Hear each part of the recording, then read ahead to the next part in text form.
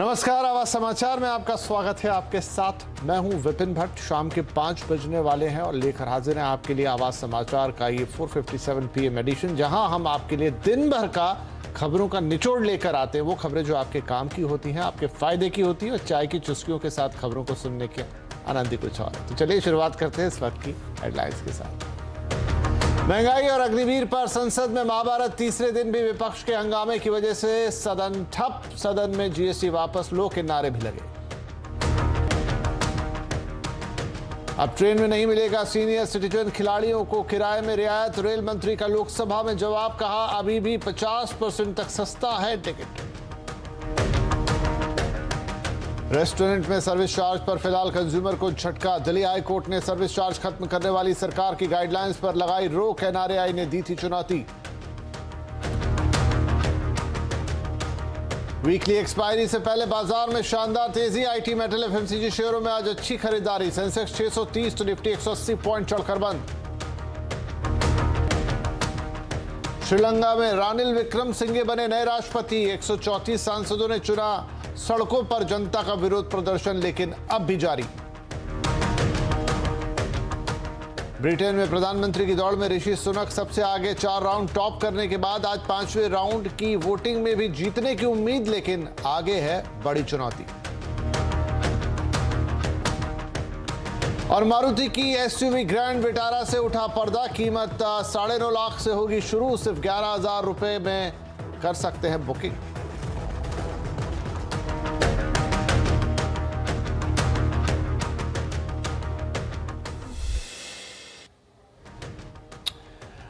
तो शुरुआत करेंगे कंज्यूमर यानी आपके काम की खबर से। आज मारुति ने अपनी नई एसयूवी ग्रैंड विटारा पर से पर्दा उठा दिया है। कई दिनों से इस गाड़ी का इंतजार था। इसी के साथ गाड़ी की बुकिंग भी शुरू कर दी गई है। कीमत शुरू हो रही है 9.5 लाख रुपए से, लेकिन आप सिर्फ 11,000 रुपए देकर इस गाड़ी को बुक करा सकते हैं। पेट्रोल के साथ माइल्ड हाइब्रिड सिस्टम वाली इस गाड़ी में 1.5 लीटर का इंजन है, AWD सिस्टम है, 4 ड्राइविंग मोड है और सनरूफ का ऑप्शन भी है। कंपनी उम्मीद कर रही है कि मिड एसयूवी सेगमेंट में विटारा एक सितारा साबित होगी।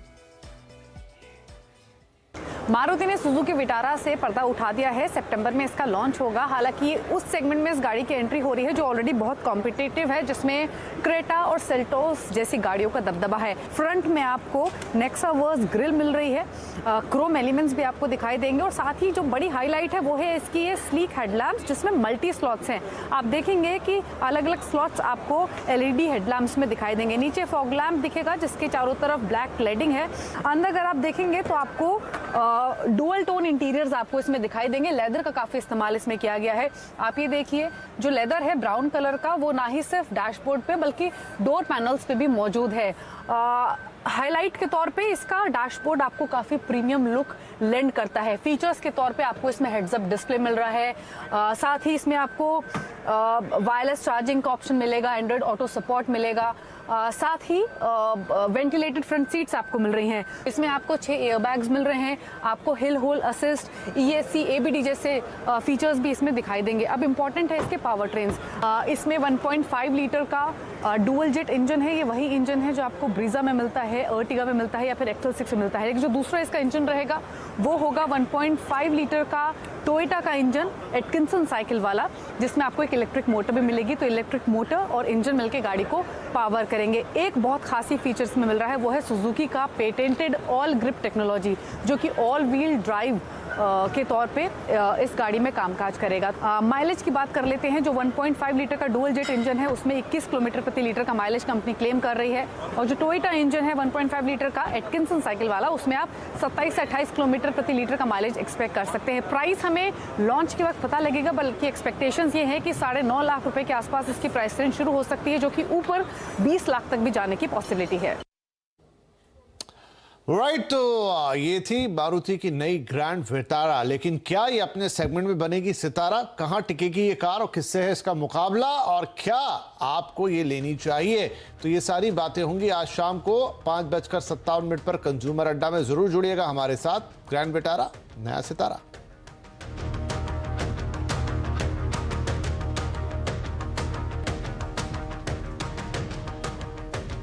चलिए आपकी काम की कुछ और अहम खबरें हैं। आज सर्विस चार्ज की बात करेंगे। आप सर्विस चार्ज यानी कि आपके रेस्टोरेंट में खाने के बिल पे लगने वाला सर्विस चार्ज। इस मामले में कंज्यूमर और सरकार दोनों को झटका लगा है। जी हां, दिल्ली हाई कोर्ट ने national restaurant association of India की याचिका पर सुनवाई के पहले ही दिन नई गाइडलाइंस पर रोक लगा दी है। डिटेल के साथ है हमारे संवाददाता असीम मनचंदा। तो असीम, ये तो एक तरह का झटका है कंज्यूमर्स के लिए भी और कहें सरकार के लिए भी। वो नई गाइडलाइंस लेकर आए थे और एनआरआई के लिए फिलहाल ये एक तरीके का रिलीफ। देखिए, 4 जुलाई को सीसीपीए ने गाइडलाइन जारी करके सर्विस चार्ज वसूलने पर रोक लगा दी थी। सीसीपीए ने अपने गाइडलाइंस में कहा था कि जो सर्विस चार्ज है ना ही वो डिफॉल्ट तौर पर लिया जाएगा, ना ही वो ऑटोमेटिकली बिल के अंदर जोड़ा जाएगा। तो सीसीपीए की इस गाइडलाइंस को नेशनल रेस्टोरेंट एसोसिएशन ने दिल्ली हाई कोर्ट के अंदर चुनौती जो है वो दी थी। जो एसोसिएशन है उसकी ये दलील थी कि जो सर्विस चार्ज है वो जो ग्राहक है और मैनेजमेंट के बीच में कॉन्ट्रैक्ट का मामला है, ये किसी भी तरह से अनफेयर ट्रेड प्रैक्टिस जो है वो नहीं है। जो सरकार इसकी गाइडलाइंस लेकर के आई है वो किसी भी तरह से कानून संगत जो है वो नहीं है। तो इसके ऊपर तुरंत रोक जो है वो लगनी चाहिए। और खासतौर पर कि दूसरे देशों में सर्विस चार्ज जो है वो वसूला जाता है, 8 से लेकर के 12% दूसरे देशों में वसूला जाता है और ये काफी लंबे समय से वसूला जा रहा है। आज दिल्ली हाई कोर्ट ने इस पूरे मामले की सुनवाई की। दिल्ली हाई कोर्ट ने कहा कि कहीं से भी हमें नहीं लगता है कि अनफेयर ट्रेड प्रैक्टिस का मामला है। हालांकि इस पूरे मामले की सुनवाई जो है दिल्ली हाई कोर्ट जो है करेगा, लेकिन दिल्ली हाई कोर्ट ने रोक जो है वो लगा दिया। दिल्ली हाई कोर्ट ने अपने आदेश में कहा कि कोई भी ग्राहक अगर रेस्टोरेंट में एंटर करता है तो उसको बड़े बड़े शब्दों में आपको बताना पड़ेगा कि हम यहाँ सर्विस चार्ज वसूलते हैं। और उस पूरे मामले की सुनवाई अब 25 नवंबर को होगी। तब तक रेस्टोरेंट्स के लिए राहत है। रेस्टोरेंट पहले की तरह अपना सर्विस चार्ज वसूलना जो है जारी रख सकते हैं। जी, रेस्टोरेंट के लिए राहत है। कोर्ट ये भी कह रहा है कि इलीगल ट्रेड प्रैक्टिस नहीं है, जबकि सरकार ने इसे कहा था कि एक तरह का इलीगल ट्रेड प्रैक्टिस है। और फिलहाल तो रेस्टोरेंट्स के लिए राहत है। सर्विस चार्ज बस ये है कि उन्हें बताना होगा कि वो वसूलते हैं और अब वो लेना जारी रख सकते हैं। खैर, आगे देखते हैं कि इस मामले की जब पूरी सुनवाई होगी तो उसमें क्या निकल कर आता है। लेकिन आपके काम की एक और खबर, रेलवे में सीनियर सिटीजन को मिलने वाला डिस्काउंट दोबारा बहाल नहीं होगा। स्पोर्ट्स कोटे में भी डिस्काउंट अब नहीं मिलेगा। आज लोकसभा में एक सवाल के लिखित जवाब में रेल मंत्रालय ने कहा कि फिर से डिस्काउंट नहीं दिया जाएगा। डिटेल के लिए हमारे संवाददाता लक्ष्मण रॉय हमारे साथ है। तो लक्ष्मण, ये कोरोना काल में बंद हुआ था, लॉकडाउन लगने के बाद जो सीनियर सिटीजन्स को डिस्काउंट मिलता था टिकटिंग पर, स्पोर्ट्स कोटा में भी और कुछ अन्य तरह के भी डिस्काउंट लोगों को मिलते हैं अलग अलग श्रेणियों में। अब रेल मंत्रालय साफ कर रहा है कि वो नहीं देगा। तर्क क्या दे रहा है इसके पीछे? बिल्कुल, पहली बात तो जिन लोगों को इस बात का इंतज़ार था कि रेलवे में वापस से किराए में छूट बहाल हो जाएगी, चाहे बुजुर्ग हो, चाहे स्पोर्ट्स पर्सन हो, खिलाड़ी हो, फिर दूसरे लोग हों जिनको अब नहीं मिलती है, तो वो आप अपना इंतज़ार अब बंद कर दीजिए। क्योंकि रेलवे ने साफ तौर से कह दिया कि हम अब दोबारा वो रेलवे किराए में छूट बहाल नहीं करने वाले हैं। लोकसभा में एक सवाल के जवाब में रेल मंत्री ने ये कहा है कि अब डिज़ायरेबल नहीं है, यानी अब इसकी ज़रूरत नहीं है या फिर अब ऐसा करना सही नहीं होगा। इसके पीछे 3-4 दलीलें दी गई हैं। पहली बात दलील तो ये दी गई है कि बगैर छूट के जो भी किराया अभी हम वसूल रहे हैं, जिसको हम कहते हैं पूरा किराया दे रहे हैं, उस पर भी 50% सरकार वहन करती है। यानी पैसेंजर पूरा किराया देती है, उसके बावजूद किराए की लागत जो है नहीं निकल पाती है। 50% लागत तो सरकार देती है। दूसरी दलील ये दी गई है कि 19-20 के दौरान खुद बुजुर्गों ने 22,62,000 बुजुर्गों ने कहा था कि हम अपनी सब्सिडी छोड़ना चाहते हैं, तो वो सब्सिडी छोड़ने को तैयार ही थे। तीसरी बात ये दलील दी गई है कि दरअसल जो हम बुजुर्गों को किराया देते थे, में छूट देते थे, इससे रेवेन्यू का काफ़ी ज़्यादा नुकसान होता था। जो आंकड़ा दिया गया है वह 2019-20 में 1667 करोड़ यानी 1667 करोड़ रुपये राजस्व का नुकसान होना पड़ा इस बुजुर्गों को सिर्फ किराए में छूट देने की वजह से। 2018-19 में 1636 करोड़ रुपया का राजस्व नुकसान हुआ। लेकिन इससे बड़ी बात, एक महत्वपूर्ण बात गौर करने वाली है, वो ये कि पिछले 3 साल में बुजुर्ग जो पैसेंजर हैं उनकी संख्या में अच्छी खासी गिरावट आई है। 2019-20 में 6.18 करोड़ पैसेंजर थे जो बुजुर्ग थे, 2020-21 में घट करके मुश्किल से 1 करोड़ 90 लाख तक पहुंच गया। हालांकि ये कोविड की वजह से हुआ होगा, लेकिन 21-22 में 5 करोड़ 55 लाख हुआ। इसको भी देखें, इस आंकड़े को भी देखें, तब भी हमको लगता है कि बुजुर्ग रेल यात्रियों की संख्या में काफ़ी ज़्यादा गिरावट आई है और सरकार ने साफ कह दिया है कि हम रियायत दोबारा बहाल नहीं करेंगे। चलिए, तो अब ये साफ है कि सीनियर सिटीजन्स को जो रियायत मिलती थी रेलवे टिकट में, अब वो दोबारा लौट कर नहीं आएगी। उसी तरह जो अन्य कोटे पे भी ये लागू हो रही थी वो भी अब नहीं मिलेगी। तो ये थी कंज्यूमर के काम की अहम खबरें। अब कुछ और खबरों का रुख करेंगे। संसद का मानसून सत्र आज तीसरे दिन भी हंगामे की भेंट चढ़ गया। राज्यसभा की कार्रवाई कल तक के लिए स्थगित कर दी गई, जबकि लोकसभा में कार्रवाई 4 बजे तक के लिए स्थगित की गई थी। राज्यसभा में सरकार के नेता पीयूष गोयल ने विपक्ष को आड़े हाथों लेते हुए कहा कि वो संसद की कार्रवाई नहीं चलने देने को अपनी सफलता मानता है। ऐसे में विपक्ष की मंशा साफ जाहिर होती है। सरकार पूरी तरीके से तैयार है। चेयरमैन ने बोल दिया, माननीय प्रहलाद जोशी जी ने आपके समक्ष भी कहा है। आपने देखा कि निर्मला जी को कोविड हुआ है, उसमें तो कोई विरोध नहीं है किसी का। और जयराम जी के ट्वीट ने स्पष्ट कर दिया कि ये जो स्पर्धा है विपक्ष के बीच में कि कौन श्रेय लेगा और कौन हाउस डिस्टर्ब करेगा, मैं समझता हूं उनको ये भूल है, उनकी एक गलत फहमी है कि हाउस डिस्टर्ब करने से जनता बड़ी प्रसन्न होती है। चलिए, तो तीसरा दिन भी संसद में हंगामे की भेंट चढ़ा। लेकिन हम बात कर लेते हैं बाजार की। शानदार ग्लोबल संकेतों से बाजार में रौनक आ गई है। लगातार चौथे दिन बाजार बढ़त के साथ बंद हुआ है। एक्सपायरी से पहले सेंसेक्स 630 पॉइंट चढ़कर 55,398 और निफ्टी 180 पॉइंट चढ़कर 16,521 पर बंद होने में कामयाब रहा। सबसे ज्यादा खरीदारी आज आईटी, मेटल, एफएमसीजी शेयरों में देखने को मिली। इधर तेल और गैस शेयरों में काफी तेजी रही है। वहीं सबसे ज्यादा दबाव आज ऑटो, रियल्टी शेयरों पर रहा।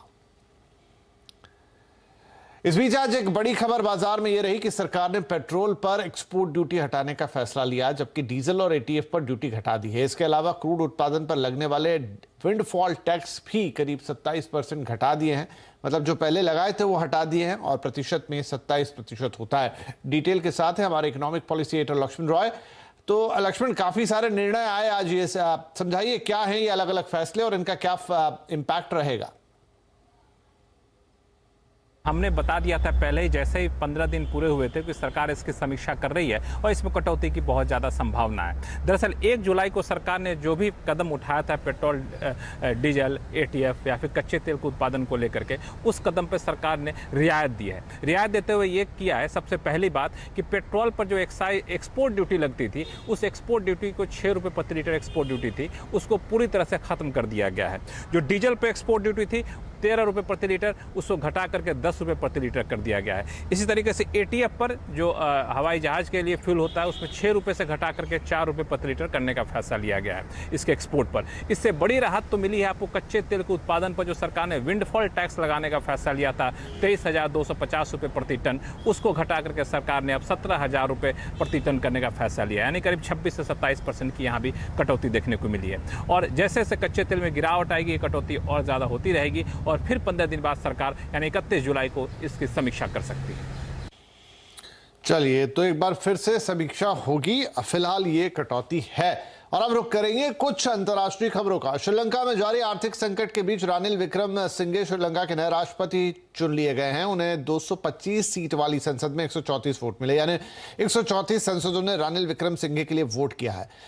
विक्रमसिंघे के विरोध में दुल्लास अल्ला पेरुमा खड़े थे, जिन्हें सिर्फ 82 वोट मिल पाए। हालांकि जनता अभी भी विक्रमसिंघे के खिलाफ है, क्योंकि जब जनता विद्रोह पर उतरी थी तो उन्होंने इस पूरे राष्ट्रपति वाले सिस्टम का ही विरोध किया था और कहा था कि विक्रमसिंघे भी उन्हें इस तरह से गद्दी पर मंजूर नहीं है। और आज भी इसी के खिलाफ प्रदर्शन होते हुए दिखाई दिए हैं श्रीलंका में। हम बात कर लेते हैं ब्रिटेन की, जहां पर हर बीतते दिन के साथ नए प्रधानमंत्री को चुनने का मुकाबला खड़ा होता जा रहा है। भारतीय मूल के ऋषि सुनक सांसदों की वोटिंग में के 5 में से 4 राउंड जीत चुके हैं और सबसे आगे चल रहे हैं। लेकिन यहां से भी उन्हें प्रधानमंत्री बनने के लिए एक लंबा रास्ता तय करना होगा। लंदन से हमारे संवाददाता संजय सूरी अब हमारे साथ जुड़ रहे हैं, जो लेटेस्ट अपडेट के साथ हैं। तो संजय, ऋषि सुनक 4 राउंड तो अपने नाम कर चुके हैं, 5वें राउंड में भी उम्मीद की जा रही है कि वो जीत जाएंगे। लेकिन इसके आगे क्या, यहां से प्रधानमंत्री पद तक का सफर कितना मुश्किल या कितना आसान है उनके लिए? ब्रिटेन के प्रधानमंत्री बनने की दौड़ में अब आखिरी राउंड का समय आ चुका है। 3 खिलाड़ी मैदान में हैं, ऋषि सुनक, पेनी मोर्डॉन और लिज ट्रस। बुधवार शाम तक यानी कि भारतीय समय अनुसार 8:30 बजे घोषित कर दिया जाएगा कि इन 3 में से 2 कौन रह जा सकते हैं और किस एक को निकाला जाएगा। निश्चित तौर पर ऋषि सुनक दौड़ में रहेंगे, क्योंकि वो सबसे आगे हैं और सबसे अधिक वोट उनको मिली है अब तक। सवाल यह है कि पेनी मोर्डॉन और लिज ट्रस के बीच में कौन है जो उनका मुकाबला करेगा, जो उनके खिलाफ खड़ा रहेगा। आगे देखना है कि दूसरी दौर पर 1,60,000 कंजर्वेटिव पार्टी के सदस्य किसको चुनते हैं। दोनों जो कैंडिडेट रह जाते हैं दौड़ में अपनी तरफ से जी तोड़ कोशिश करेंगे उनको जीतने की, उनकी वोट को जीतने की। कुछ हफ्तों के बाद वो तय होगा कि उन्होंने किसको बहुमत दी और 5 सितंबर को नए प्रधानमंत्री की घोषणा कर दी जाएगी। अब ऋषि सुनक के आगे काफ़ी चुनौती है क्योंकि उनके खिलाफ बोरिस जॉनसन लड़ रहे हैं लिज ट्रस के द्वारा, साथ में जो अखबार के संपादक हैं वो उनके खिलाफ हैं। ये बात जो है सामने आ जाती है, रोज़ अखबारों में उनके खिलाफ कुछ ना कुछ एलिगेशन, कुछ ना कुछ आरोप लगाए जाते हैं।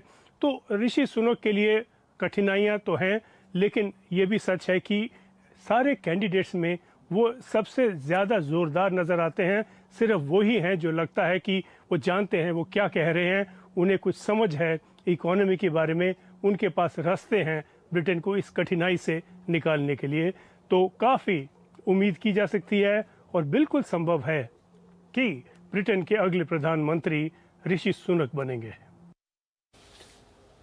जी संजय, बहुत तो शुक्रिया। तो जैसा संजय बता रहे हैं कि आज रात पता चल जाएगा कि 5वें राउंड के बाद आखिरी 2 उम्मीदवार कौन है, उसके बाद अलग तरीके की चुनौती है और सितंबर में हम जान लेंगे कि कौन बनेगा ब्रिटेन का नया प्रधानमंत्री, माफ कीजिए। चलिए अब लौट कर आते हैं और भारतीय राजनीति में क्या चल रहा है थोड़ी उस पर नजर डालते हैं। सुप्रीम कोर्ट में आज उद्धव ठाकरे की अगुवाई वाले खेमे और शिंदे गुट की याचिकाओं पर सुनवाई हुई। सुनवाई के दौरान उद्धव गुट की तरफ से पेश हुए वकील कपिल सिब्बल ने कहा कि अगर शिंदे गुट की याचिका सुनी गई तो एक चुनी हुई सरकार गिराई जा सकती है। उन्होंने कहा कि जब सुप्रीम कोर्ट में मामला चल रहा है तो नई सरकार को शपथ नहीं लेनी थी। इस दलील पर एकनाथ शिंदे गुट की ओर से हरीश साल्वे ने कहा कि लोकतंत्र में लोग इकट्ठा हो सकते हैं और प्रधानमंत्री से कह सकते हैं कि सॉरी, अब आप पीएम नहीं रह सकते। साल्वे ने यह भी कहा कि जो लीडर 20 विधायकों का समर्थन भी हासिल नहीं कर सकता वो मुख्यमंत्री कैसे रह सकता है। दोनों पक्षों की दलीलें सुनने के बाद सुप्रीम कोर्ट ने कहा कि अगर जरूरी हुआ तो कुछ मुद्दे बड़ी बेंच को भी भेजे जा सकते हैं। इस मामले की अगली सुनवाई 1 अगस्त को होगी। तो शिवसेना का बॉस आखिर है कौन? आज आवाज अड्डा में इसी पर करेंगे बड़ी चर्चा। शाम 7:57 पर शिवसेना का बॉस कौन? रिलायंस इंडस्ट्रीज ने क्रिकेट के साथ अपना रिश्ता और मजबूत करने जा रही है। कंपनी साउथ अफ्रीका में शुरू होने वाली T20 क्रिकेट लीग में टीम खरीदेगी। कैप टाउन में नई टीम मुंबई इंडियंस के ब्रांड को आगे बढ़ाएगी। आपको बता दें कि रिलायंस यूएई में चलने वाली इंटरनेशनल T20 लीग में भी टीम को खरीद चुकी है। इस मौके पर रिलायंस इंडस्ट्रीज की डायरेक्टर नीता अंबानी ने कहा कि उन्हें रिलायंस परिवार में नई टीम का स्वागत करते हुए बेहद खुशी हो रही है। उन्होंने कहा कि मुंबई इंडियन के शानदार क्रिकेट ब्रांड को साउथ अफ्रीका ले जाने पर वो काफी उत्साहित हैं। वहीं रिलायंस जियो के चेयरमैन आकाश अंबानी ने कहा कि साउथ अफ्रीका में फ्रेंचाइजीज लेने के साथ ही अब RIL के पास 3 देशों में 3 टीमें हो जाएंगी। उन्होंने कहा कि ब्रांड मुंबई इंडियन के जरिए वो क्रिकेट में कंपनी के अनुभव और एक्सपर्टीज को नई टीमों तक ले जाएंगे, जिससे दर्शकों को बेहतरीन क्रिकेट देखने को मिलेगा।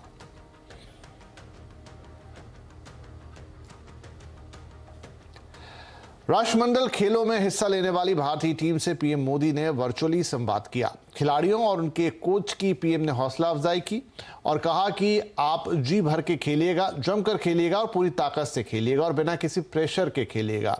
आपने कहावत सुनी होगी, ऐसा प्रधानमंत्री ने कहा कि कोई नहीं है टक्कर में और कहां पड़े हो चक्कर में। राष्ट्रमंडल खेलों का आयोजन बर्मिंघम में 28 जुलाई से 8 अगस्त तक होगा। इसमें भारत के कुल 215 एथलीट्स हिस्सा ले रहे हैं। यहां वो 19 खेलों में 141 स्पर्धाओं में भाग लेंगे। मैं बस यही कहूंगा कि जी भर के खेलिएगा, जमकर खेलिएगा, पूरी ताकत से खेलिएगा और बिना किसी टेंशन से खेलिएगा। और आप लोगों ने वो पुराना डायलॉग सुना होगा, कोई नहीं है टक्कर में, कहां पड़े हो चक्कर में। बस इसी एटीट्यूड को लेकर आपको वहां जाना है, खेलना है। तो प्रधानमंत्री खिलाड़ियों से कह रहे हैं कोई नहीं है टक्कर में, उनकी हौसला अफजाई के लिए।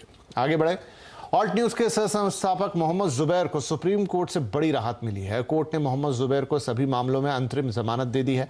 कोर्ट ने उन्हें शाम 6 बजे तक रिहा करने के आदेश दिए हैं। इतना ही नहीं, सुप्रीम कोर्ट ने यूपी में दर्ज सभी एफआईआर को दिल्ली पुलिस के स्पेशल सेल में ट्रांसफर करने का आदेश दिया है और इसके साथ ही यूपी सरकार की तरफ से बनाई गई एसआईटी को भी भंग कर दिया है। तो आवाज समाचार की इस एडिशन में इतना ही, लेकिन शाम 5:57 पर जुड़ना ना भूलिए हमारे साथ कंज्यूमर अड्डा में, क्योंकि आज बात होने जा रही है मारुति की नई ग्रैंड विटारा पर। कैसी है ये कार, कितना दम और किससे है मुकाबला, क्या आपको खरीदनी चाहिए, सारी बातें आज कंज्यूमर अड्डा में करेंगे। नमस्कार।